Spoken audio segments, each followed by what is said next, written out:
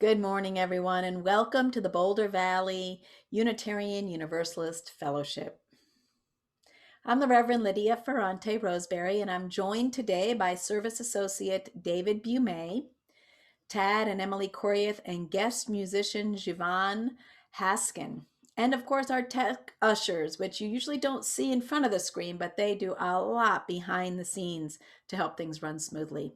Today, that's Mary Stackpole and Don Price. So next Sunday is my last Sunday before the start of my 5-month sabbatical. So the sabbatical team, which you'll be seeing in a moment, and I have worked together to ensure that my various activities and roles are covered. Our intern minister, Lisa Moore, who is here on our screen today at the service, will be full-time through the end of June and then drop down to half-time for what is the usual summer lull. More information about the sabbatical is available at bvuuf.org, and there's a link being posted in the chat. I'll be back on August 10th, and I'm sure my sabbatical will be a time of growth and learning for all of us as we wait out what I hope is the last months of this pandemic.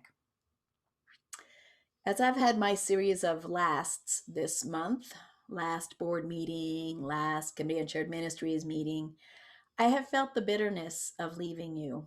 I've also had a number of really beautiful one-to-one conversations with some of you. And I see this as a much needed time for renewal and personal growth. And I expect it to be a time of growth for you as well. And next week, we will acknowledge this temporary change in our relationship with a parting ritual. So I hope you'll be here next week as well. As I say the welcome words today, I invite you to shift into gallery mode if you haven't already done so, and then scroll through the screen so you can experience the lovely diversity of this congregation. Because really, you are this community. You are the beloved community, always in formation. You are all welcome here today. In all the beauty of languages, cultures, and skin tones, and shapes and sizes that come together in your uniqueness, you are welcome here. In all the ways that you experience and express gender, you are welcome here. In all the beauty that is who you love and how you love, you are welcome here. Christian, humanist, pagan, Jew, Buddhist, mystic, Muslim, Unitarian Universalist, no matter how you might define or identify your faith, all of those traditions which inform your spiritual life are welcome here today. No matter how long you are away, nor how soon you will return, you are welcome here. And whether you come in with laughter in your heart today or tears, you are welcome here. We welcome you today. Now, today's service will offer us a unique opportunity to explore our own personal history, our national history, and some of our congregational history through the lens of white supremacy, culture, and racism. David Bumay will share some of his own personal stories, and some of them are challenging, about his enslaving history, his family's enslaving history. And these challenges, what you hear, may spark some anxiety or some pain. If you find yourself reacting in a way that really is too much for you at this time, please do take care of yourself. Feel free to turn off your volume for a moment or walk around for a bit. But I also really, truly invite you to use the awareness of the pain and get curious, and don't just bury it until the next time it flares up. And along with any other sources for support that you may have, don't hesitate to reach out to me next week or to Lisa after that. We can provide pastoral care and referrals if you want them. So hang tight. We have a lot of offerings today because our congregation's vibrancy continues. After today's service, David Bumay and Tad Coryath and I will be available for a discussion specific to this service. Also today, our Inquirers series continues with this week's focus on social justice activities. And Chrissy Tano and the Social Justice Council have an excellent presentation to share about how to get more involved in that area of congregational life. And Deborah Mensch is leading a breakout room for anyone who'd like to learn more about Beloved Conversations. Maybe you've seen the email about Beloved Conversations. It's a course offered online through Meadville Lombard Seminary.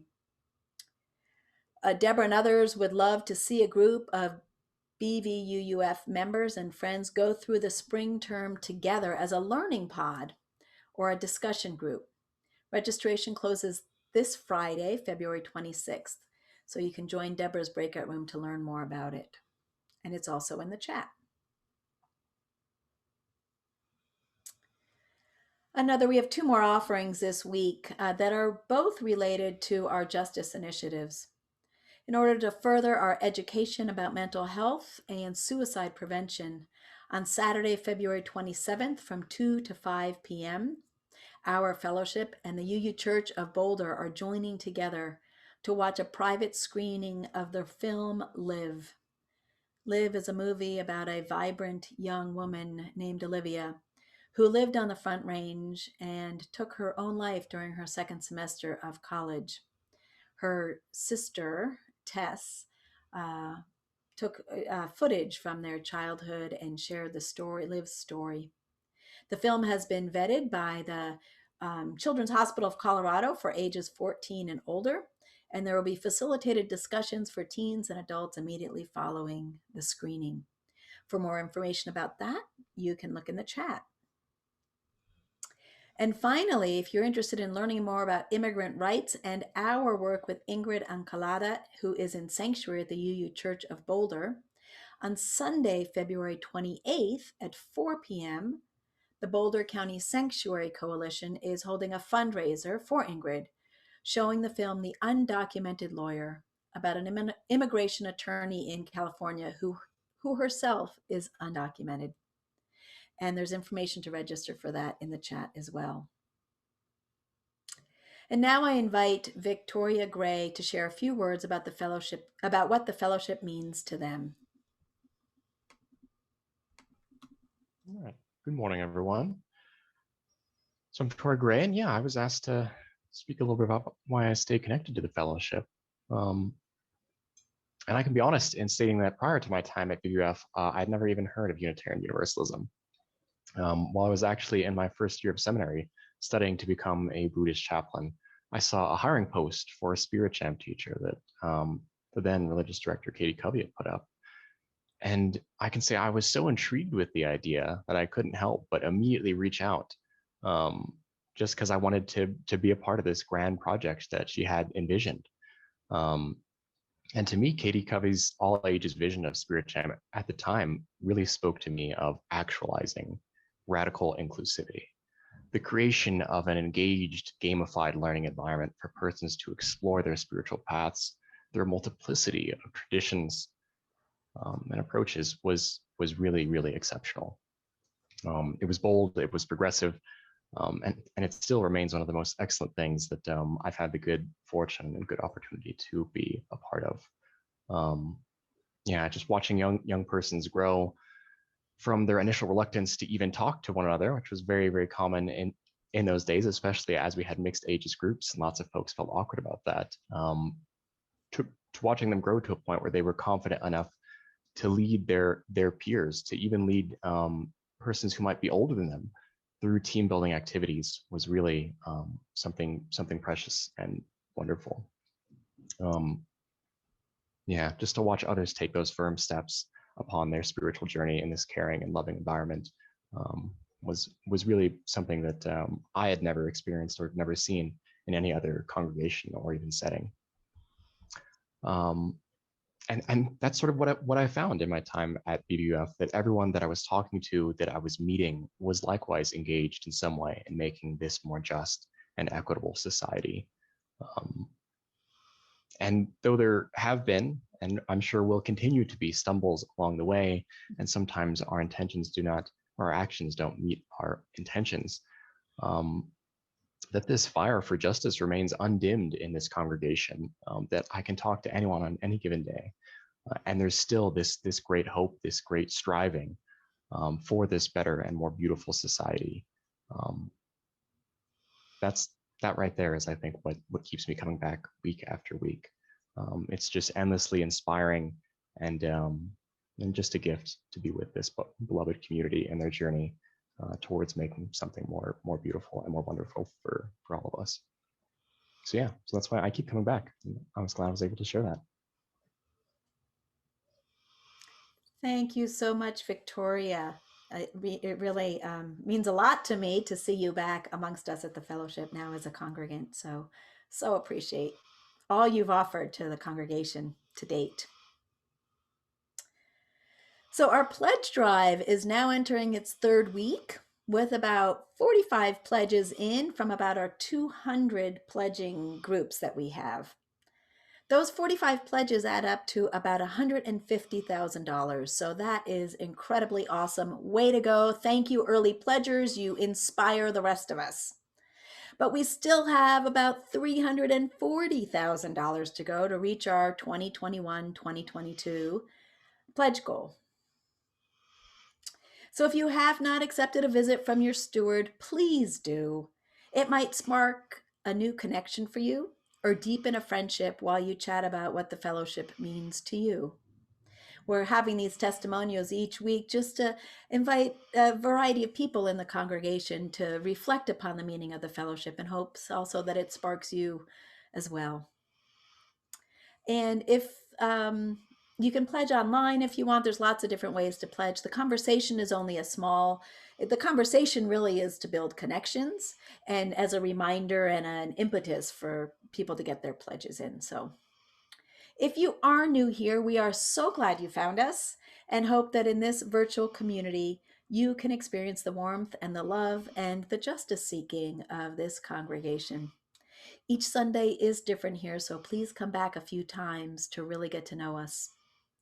If you want to stay better connected, please see the chat window for the link to our first time visitors page or email our office manager, Carol Pranschke. Her email is in the chat window as well. And do be sure to check out the fellowship calendar and Connections Weekly for all the opportunities to stay connected. And finally, if there are any newcomers here and you would like to introduce yourself in the chat, please do, because we just love to know and to welcome those who are among us. Everyone's invited to stay for either virtual coffee hour following the service or join one of the offerings I just spoke about before. If you have a chalice at home, you can light it with me as I light our fellowship chalice. And so we know where all our chalices are. Please write in the chat, chalice lit in, and then the name of your town.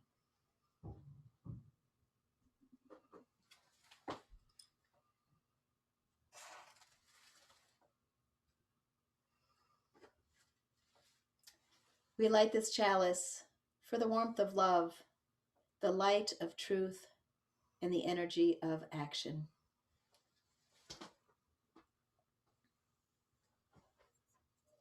And now I'll sing our bowl for a second time, drawing you deeper into this beloved community.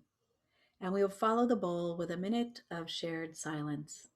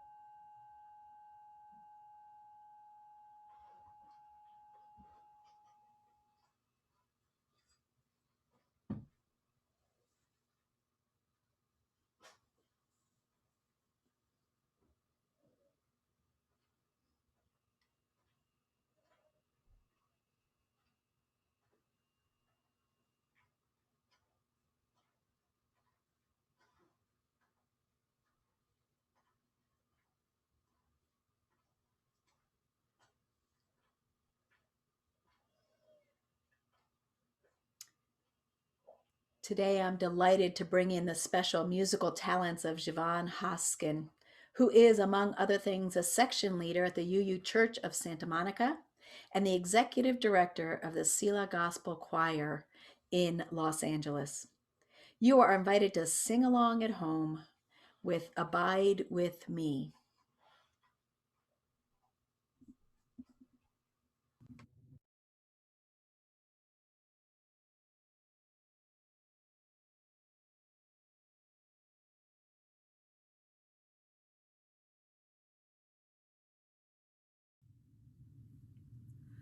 Abide with me, fast falls the eventide. The darkness deepens, still with me abide. When other helpers fail and comforts flee, help of the helpless, so abide with me. Swift to its close as of life's little day, earth's joys grow dim, its glories pass away. Change and decay in all around I see.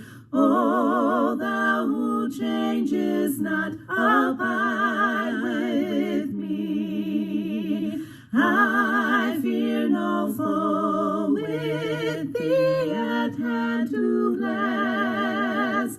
Ills have no weight, and tears no bitterness. Where is death's sting? Where grave thy victory? I triumph still if thou abide with me.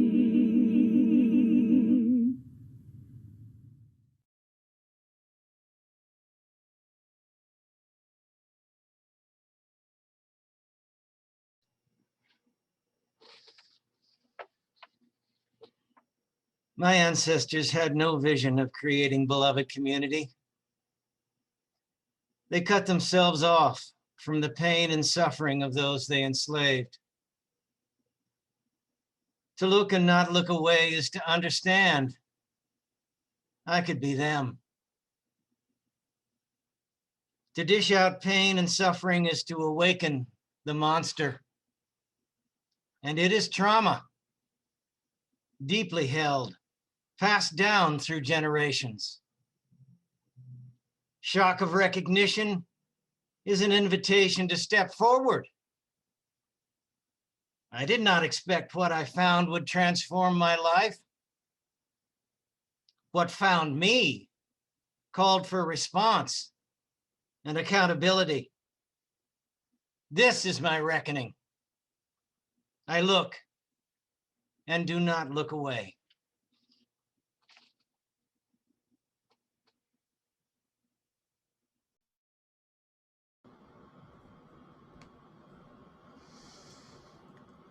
How important it is to learn to look and not look away, to face the pain of our past and to make amends. Perhaps this is the most important learning of our times, and it's essential for the kind of repair of breached relationships and betrayal and violence against Black, Indigenous people of color in this nation. So again, I welcome the voice of Javon Haskin, who will share the song The Ballad of Birmingham. The text is by American poet Dudley Randall and is set to music by students from Tennessee State University.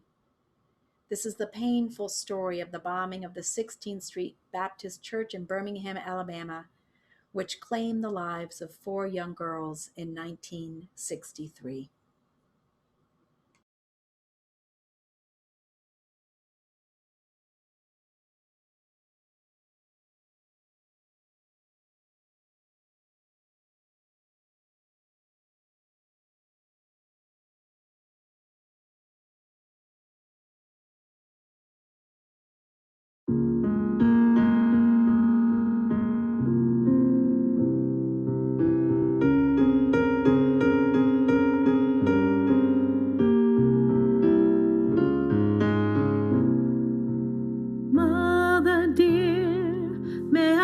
go downtown instead of out to play and march the streets of Birmingham in a freedom march today.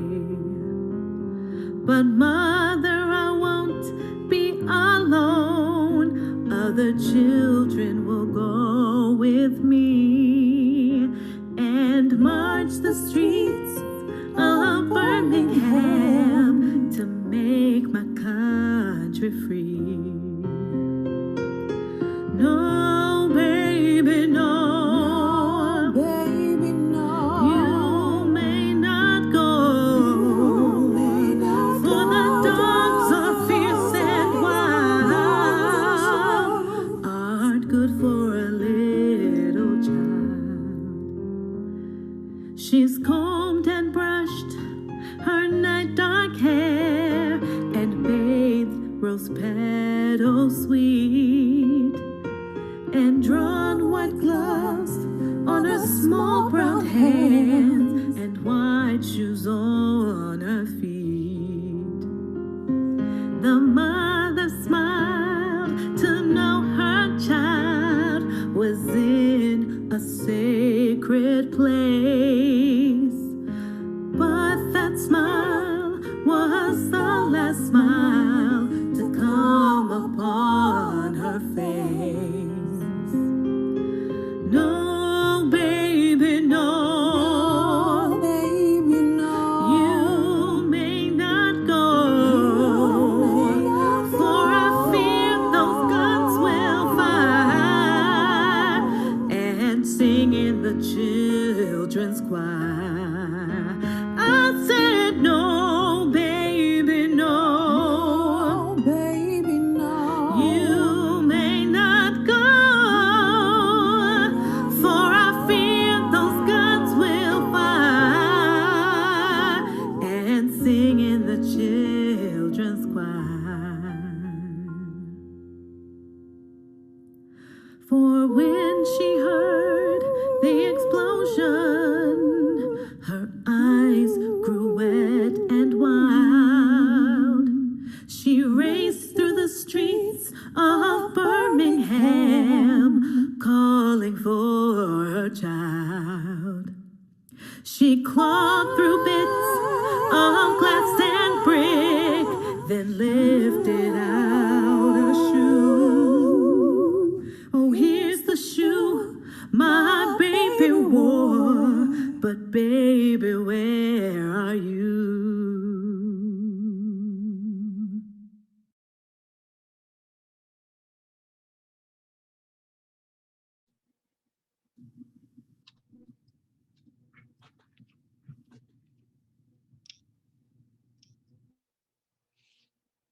When my fifth great-grandfather, William Henry Terrett, arrived in colonial Virginia as a 12-year-old orphan in 1720, Virginia Slave Society had been established for 80 years.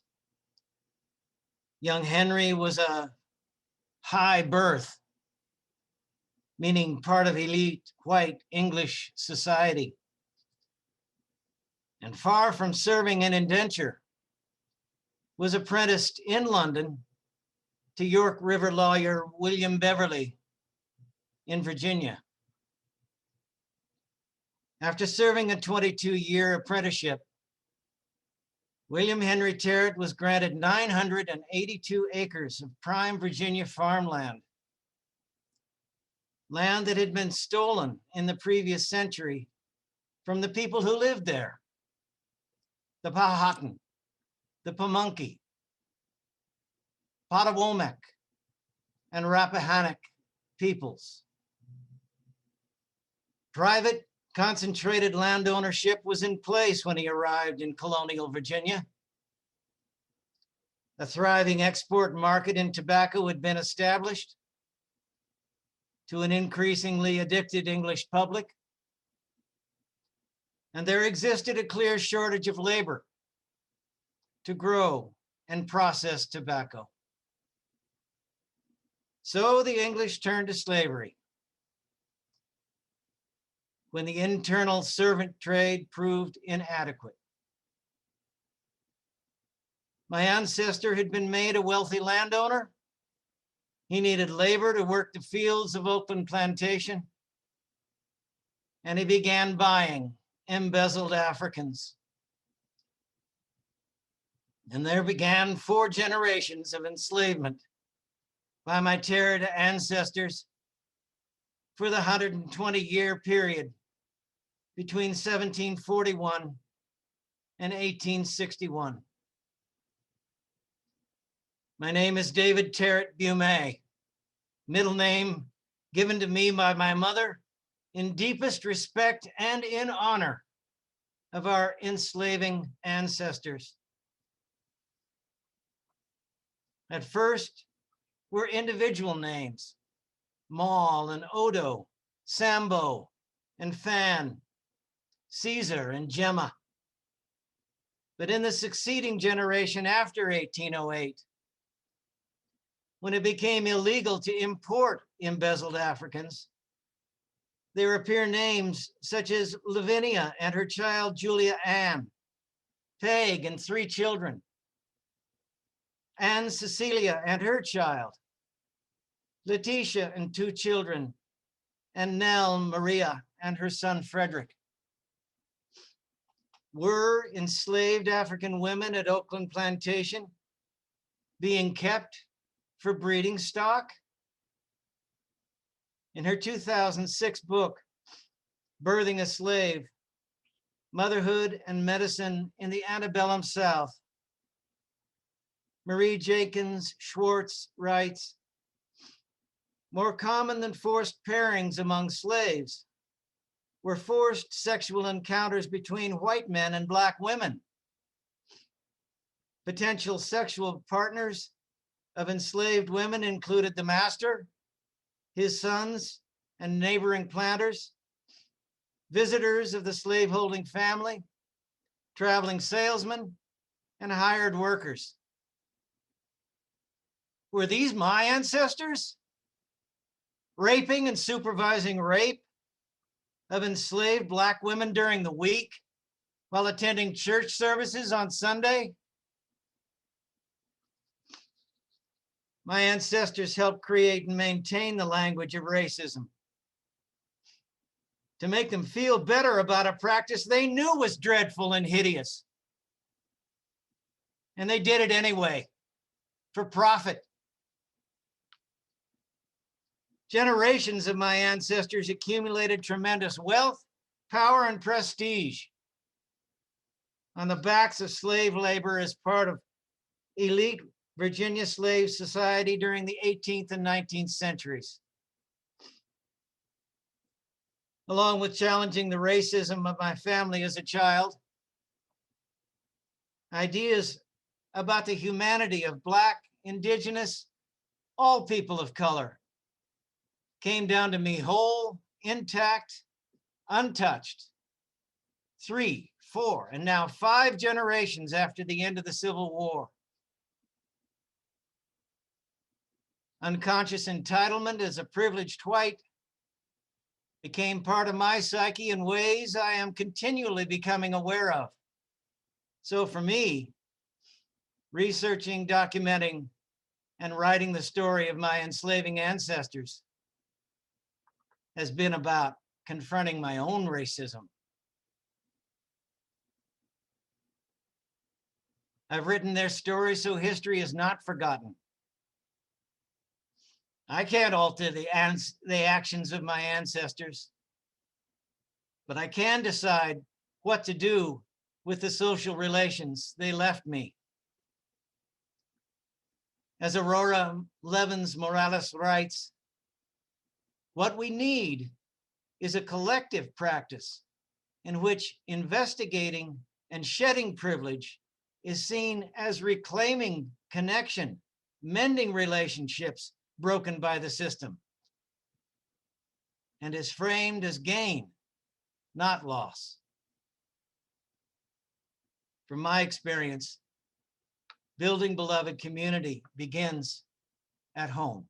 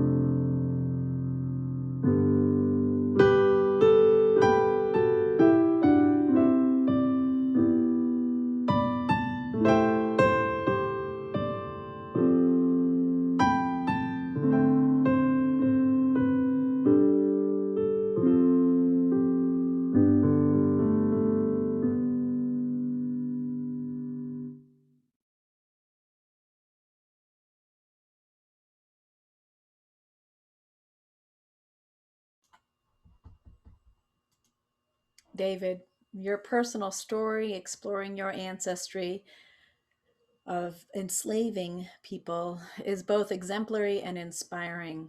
I'm so grateful for your willingness to look and to not look away. If any of you are interested in this type of exploration, you can visit the website ourblackancestry.com, or you can let Jessica Lakeman, our Director of Lifespan Faith Formation, know, and she can set up a presentation for our fellowship with the founder of ourblackancestry.com, Sharon Morgan. And that information is going into the chat right now. The Reverend Dr. Kristen Harper wrote this poem, I think in about the year 2012. My inner spirit wrote, I have spent my life watching you, seeing your accomplishments, living the way I think you want me to. I have watched the way you move and the way you talk. I have listened to your story and learned your history. I have sat patiently as you explained your politics, your religion, your philosophy of life. I have walked with you on a journey of faith, waiting for my turn to share, to explain, to lead. Look at me. I am black and you are white, and I too am beautiful. Look at my face, my hair, my clothes. They may be different, but aren't they? They are worthy of your gaze. Look at my walk, the way my hips sway to the sound of the music in my soul, the way my proud neck tilts to the sun. Yes, look at me. Look at my darkness. It contains life and love, rebirth and growth. Look at my pain. Don't turn away. Look at the way you see me. I am human. I have tears and fears. I have love and joy. Look at me and walk with me. I too am beautiful. Now, I know of the Reverend Dr. Kristen Harper, but I've never met her personally. About 10 years ago, her name came up when I served on a board that recommended candidates to the Unitarian Universalist Association's Ministerial Fellowship Committee, which is called MFC. The timing wasn't right at that point for the Reverend Dr. Harper, but I was delighted to see her name on the roster of this important committee a few years later. And I was heartbroken to read this letter from the MFC last fall, which in part reads, the Ministerial Fellowship Committee, along with the staff who support it, is writing to publicly apologize for the harm experienced by the Reverend Dr. Kristen L. Harper during her time of service on the committee. Over the 3 years she served, the Reverend Dr. Harper experienced racist and sexist microaggressions, gaslighting, and resistance to her leadership. She attempted to address these issues with individual members of the committee as a whole, but she ultimately resigned. Following her resignation, the MFC came to a reckoning with the structures that allowed this terrible experience to happen.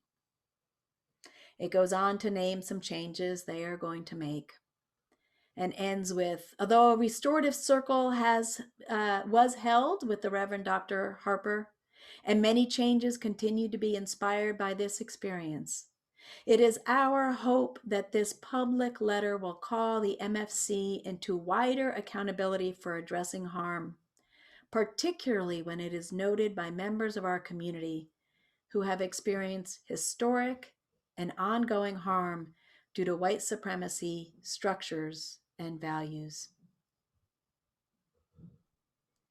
was so powerful for me to read that letter, and so heartbreaking to know that this woman who wrote in 2012, "Look at me, I have things to offer, I am waiting," ended up having an experience probably in about 2018 or 19 that caused her to resign from a leadership role.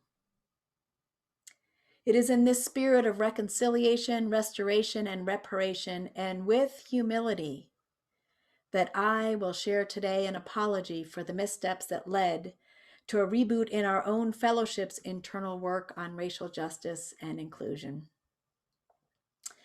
Last summer, after the killing of George Floyd, I got busier, much busier in my public ministry, composing letters to Black colleagues in Together Colorado, showing up at rallies with my family in tow in our face masks. I was doing all sorts of activities outside of the fellowship. And in that moment, when so much harm was felt by our BIPOC community, I failed to reach in to be faithful and beloved to those in our congregation who identify as Black, Indigenous, or people of color. And I failed to denounce the killing publicly as the minister of this congregation on behalf of this congregation. And we as a congregation failed to offer listening circles of support or an invitation to lead by those members most impacted by the awful killings witnessed by the world and the many, many stories we know that go unwitnessed. Once I realized what I had done, and I'm humbled by how long that took me, I wrote a letter of apology to the congregation, and I realized that I needed some consultancy on leading as an anti-racist minister. I contacted a few colleagues who pointed me to Julica Herman de la Fuente. Our elected leadership as well responded with a letter acknowledging the lack of congregational outreach and response to our BIPOC members. And the Board of Trustees then made a commitment to exploring how our structures and practices and culture are a barrier to inclusion and to the important work of anti-racism, anti-oppression that is so central to our Unitarian Universalist values. And even with more awareness and the best of intentions, mistakes continued in this messy work of dismantling white supremacy culture. After a few personal coaching sessions with Julica, I thought it would make sense to have her look at our institutional structures from an inclusion and anti-racism lens and have these two things going on with the same person, one a coaching relationship with me and the other a consultancy with the congregation. I was so excited. I brought it to our board, which is this moment is all white identified. And they too thought it was a good idea and actually put up more money than was in Julica's original proposal. And I cheerfully announced this decision to our BIPOC members. The next step was to get a planning team together where the board and I decided to have 2 board members and 2 BIPOC members work with Julica and me and Lisa in this important consultancy. Perhaps you're thinking like I was at the time, well, that all sounds great. Well, here's the rub. There's a difference between inclusion and centering. This process that I created along with the board included 2 BIPOC members in a group of 6 after key decisions were already made, like hiring a consultant in the first place and which consultant to hire and what the process would be for working with a consultant. A process of inclusion is different than a process of centering. In a process that would have centered the experience of those most impacted by systemic racism within our congregation, who have both the experience and some expertise to bring to it, would have involved me engaging with our BIPOC members well before moving ahead with a well-intentioned process for addressing our issues. Do you see the difference there? So the relationship between Julika and the BIPOC members was never established from the beginning. And concerns persisted about the consultancy. Some BIPOC members of the congregation felt that harm was done and not repaired in the first workshop. And some had wanted to hear white members of the congregation chime in the moment when unintentional racist comments were shared. And there were more than one of them shared in that workshop. Even in its messiness, this process grew our understanding of inclusion and centering and anti-racism by leaps and bounds. Structural changes are happening, and we are learning to work together in new ways. I remain committed to this work even while on sabbatical. And based on the many conversations I've had and the large number of you that signed up for the inclusion and anti-racism workshops, I believe that our collective commitment is also strong and growing. So for now, the consultancy with Julika has been indefinitely paused while we center the experiences and skills of our BIPOC members. The coming months will contain many opportunities and offerings for continuing this work, and I encourage you to look and not look away. We have another piece of reconciliation and repair that Todd will share about now as well.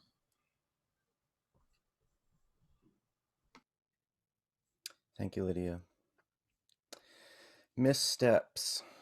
As the director of music here, I have made some. As a choir, we have made some. I want to share with you what those were, what I've learned, and what I think we can do differently moving ahead. Before the pandemic, the Fellowship Choir had the opportunity to collaborate for special Martin Luther King Day performances with some other choirs, most notably the Second Baptist Church Choir from Boulder, a Christian church which is primarily Black. I approached our most recent collaboration in January of 2020 with some hesitancy. In presenting this opportunity to our choir, I framed it with qualifications. Sure, I warned, you can sing with Second Baptist for these events, just as long as you remember that your commitment to BVUUF choir, to my choir, isn't compromised. Just as long as you maintain dedication to my projects, to what I want to do, what I want you to do. What I was saying more or less was, don't forget what's really important here. Ironically, I had forgotten what's really important here. Rather than fully embrace this opportunity to make music and to continue building relationship with our neighbors, I conveyed a lukewarm attitude. Rather than recognize the honor it is to sing with our African American friends for the most important celebration of the year, for a hero of the civil rights movement, with members of a Black church, which throughout American history has been such an important and central home base for the civil rights struggle, I saw this whole endeavor as mainly a competing event. Rather than recognize how important this collaboration was to many BIPOC members of the choir and the fellowship, how building these relationships of extending beloved community, of drawing the circle of inclusion and connection ever wider is fundamental to our church and our practice, I was caught up in my protective, insular circle of ego, operating from the point of view of fear at what I stood to lose. We did collaborate. We did spend time rehearsing and singing together, but even then there were moments of disappointment, embarrassment, and hurt caused by us, members of the choir. These transgressions were not overt and may have gone unnoticed by most, but they did not go unnoticed by our BIPOC members and possibly by Second Baptist members as well. Micro-disparaging comments were made about their Christian faith, about their style of singing, their style of learning music, about how they rehearsed. Comments which aren't merely pointing out differences, but are laden with value judgments, essentially saying, our way is better, this other way is lesser.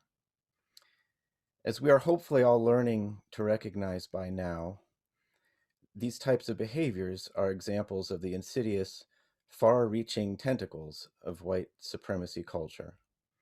It's something so familiar that it can be hard to see, and unfortunately, it too often takes missteps like these and the bravery and effort of those people who were hurt, embarrassed, or disappointed to point out these missteps to the community.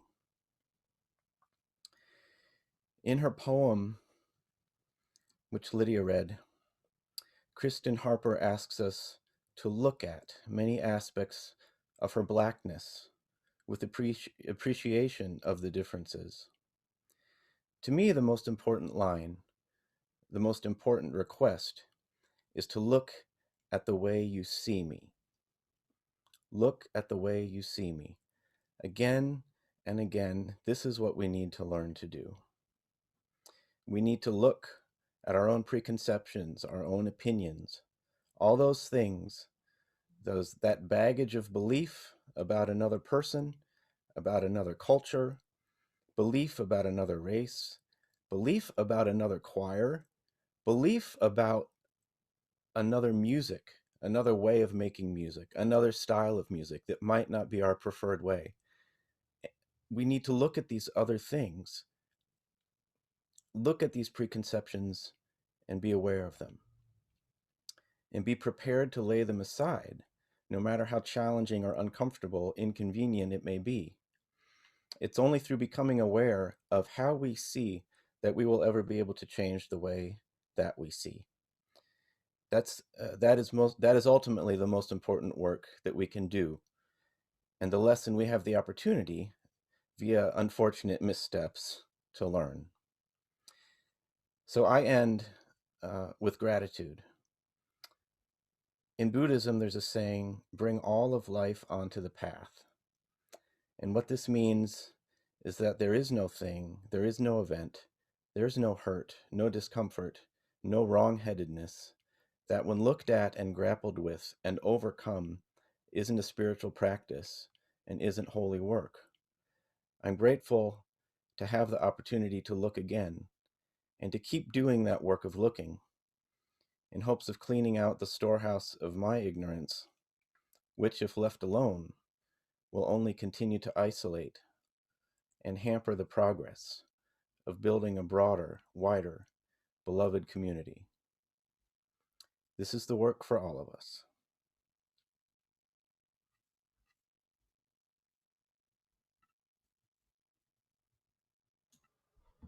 I can see the thanks flowing in for Tad, and I really want to appreciate, Tad, how you've stayed in this conversation with me and with the congregation over this time, and have just opened yourself, used your own spiritual guidance from Buddhism and this congregation to open yourself to being a part of the learning and growing that is sometimes challenging. So it is my hope for all of us that we stay in the conversation, that we look and don't look away. Each week, we may remind ourselves of the abundance of our lives and of this community by giving half of our plate away to organizations that share our values. And today we share our plate with the Black Lives UU Organizing Collective. Black Lives UU was formed in 2015, and they're committed to expanding the power and capacities of Black Unitarian Universalists within our faith, providing support, information, and resources for Black Unitarian Universalists, and justice making and liberation throughout our faith. So please text generously today. And after you've made your gift to the fellowship and Black Lives UU, you may, if you choose, answer this in the chat. What reparations might you need to make in your life?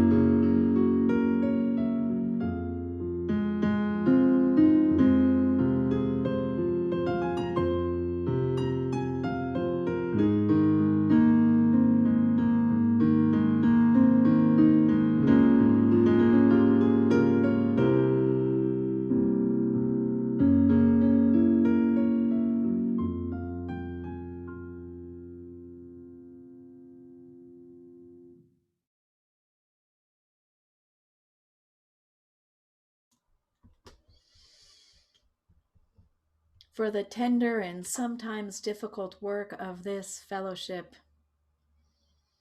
and for Black Lives Unitarian Universalists. We dedicate our efforts and our offerings.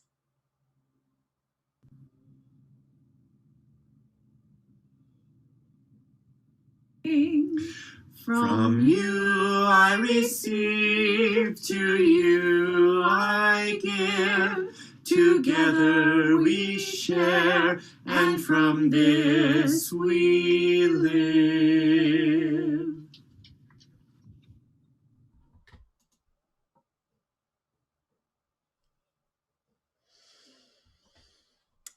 And now I invite you into our time of community connection, our time of sacred sharing.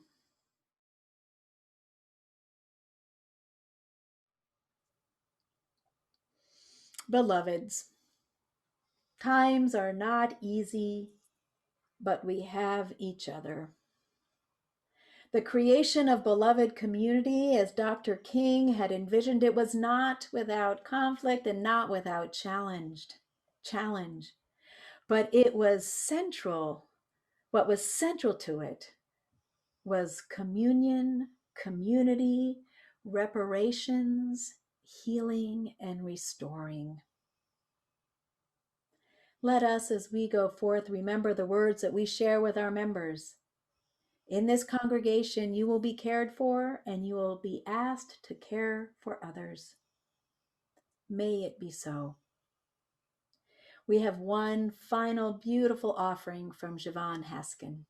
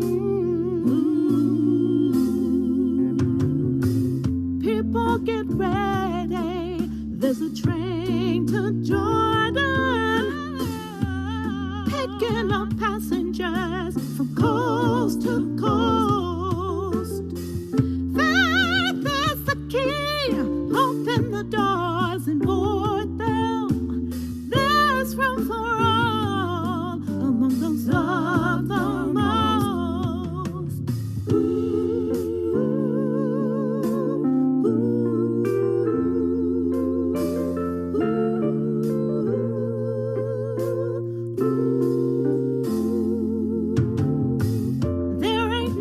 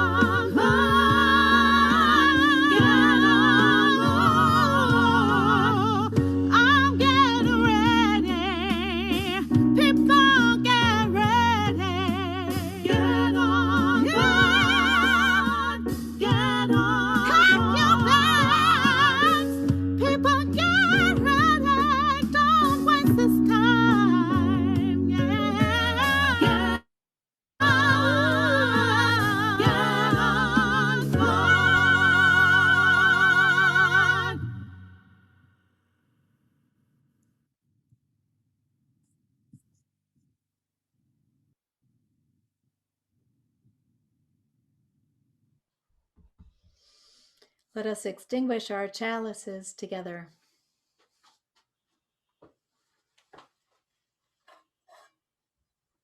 We extinguish this chalice, but not the warmth of love, the light of truth, or the energy of action.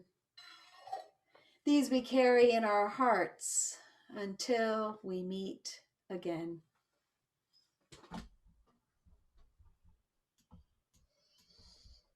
Beloveds, let us go forth doing the difficult work of learning to not look away. And when we see things that are challenging or difficult, to find the words and the actions to make repair. Beloved community starts at home. May this be our promise and our prayer. Amen.